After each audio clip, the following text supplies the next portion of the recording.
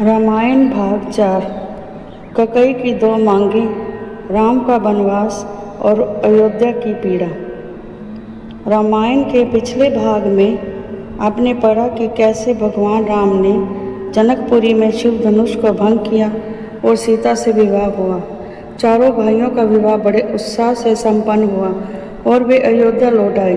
अब कथा मोड़ लेती है उस करुण प्रसंग की ओर जिसने राम के जीवन को तप, त्याग और धर्म का आदर्श बना दिया। राम का वनवास। राम, सीता और लक्ष्मण के अयोध्या लौटने पर नगर में आनंद का उत्सव मना।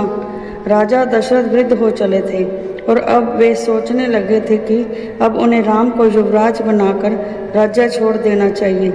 प्रजा भी राम के गुणों से प्रभावित थी। वे न्यायप्रिय, विनम्र, वीर और धर्मनिष्ठ थे।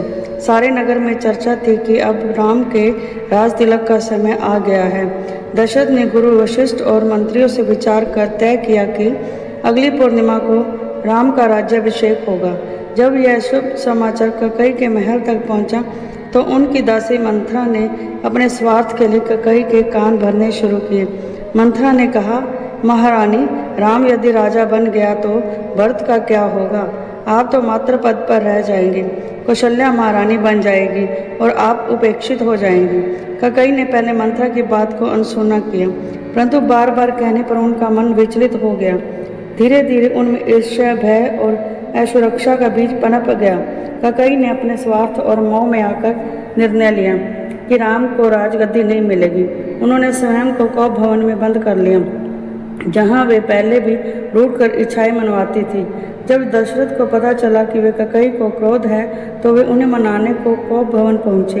उन्होंने कहा, देवी, राम का राज्याभिषेक कोई साधारण बात नहीं, यह हमारी तपस्या का फल है। तुम क्यों रूठी हो? ककई ने गंभीर स्वर में कहा, राजन, आपने मुझे 2 वर पहले दिए थे जिन्हें मैंने अब तक नहीं मांगा। आज मैं वो दोनों वर मांगती हूँ। दशरथ बोले, मांगो रानी, चाहे प्राण मांग लो, मैं दूंगा। ककई की 2 मांगे। ककई ने कठोर शब्दों में कहा, पहली मांग, राम का वनवास 14 वर्षों के लिए। दूसरी मांग, भरत को अयोध्या का राजा बनाया जाए। यह सुनते ही दशरथ पर जैसे वज्र गिरा। वे मूर्छित हो गए। उठने पर उन्होंने गिड़गिड़ाकर कहा, मुझे मार दो पर मेरे राम को मत भेजो। राम मेरे प्राण है, राज्य नहीं चाहिए मुझे। लेकिन ककई अटक रही।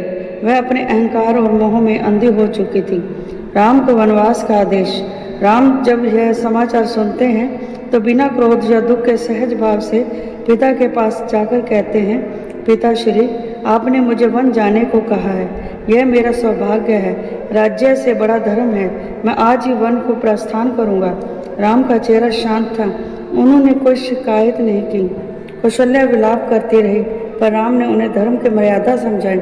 सीता ने भी वन चलने की इच्छा व्यक्त की। उन्होंने कहा, जहाँ आप होंगे वहीं मेरा संसार है। मैं आपके बिना एक क्षण भी नहीं रह सकती। लक्ष्मण ने भी अपने भाव प्रकट किए। भैया, मैं भी आपके साथ चलूँगा। वन में सेवा करूँगा। भोग नहीं, त्याग ही मेरा धर्म होगा। तीनों ने मृग चर्म पहनकर मुनियों का वेश धारण कर लिया। नगर भर में शोक की लहर दौड़ गई। राजा दशरथ बार बार कहते रहे, राम, मुझे छोड़कर मत जा, मेरी आंखें तुझसे हटती नहीं। राम ने चरण स्पर्श किया और कहा, पिताश्री, मुझे आशीर्वाद दे कि मैं धर्म के मार्ग पर चल सकूं। पूरा अयोध्या उन्हें विदा करने के लिए एकत्रित हो गया। राम, सीता और लक्ष्मण पैदल मार्ग से वन की ओर चल दिए। पीछे अयोध्या जैसे शून्य हो गई थी। राम के वन जाने के बाद राजा दशरथ दिन रात राम का नाम पुकारते रहे। वे भोजन करना, सोना और बोलना तक भूल गए। एक रात उन्होंने कौशल्या से कहा, मुझे श्रवण कुमार के पिता का दिया शाप याद आ रहा है। मैंने उनके पुत्र को मारा था और उन्होंने कहा था, तू भी पुत्र वियोग में प्राण त्यागेगा। वह समय आ गया है। यह कहकर दशरथ ने राम का नाम लेते लेते प्राण त्याग दिए। अयोध्या में शोक छा गया। भरत और शत्रुघ्न जो अपने ननिहाल ककई देश गए थे, उन्हें तत्काल बुलाया गया। भरत जब अयोध्या पहुँचे तो उन्हें सत्य ज्ञात हुआ। उनकी माता ककई के कारण राम बन गए और पिताजी स्वर्ग से धार गए। भरत ने माँ से कहा, माँ, आपने मुझे ऐसा कलंक क्यों दिया? मैं राजा नहीं बनूंगा। मैं राम का सेवक हूँ। कोई सिंहासन नहीं चाहिए मुझे। भरत ने राम को बुलाने का निश्चय किया। उन्होंने गुरु वशिष्ठ, मंत्रियों और सेना के साथ चित्रकूट की ओर प्रस्थान किया जहाँ राम थे।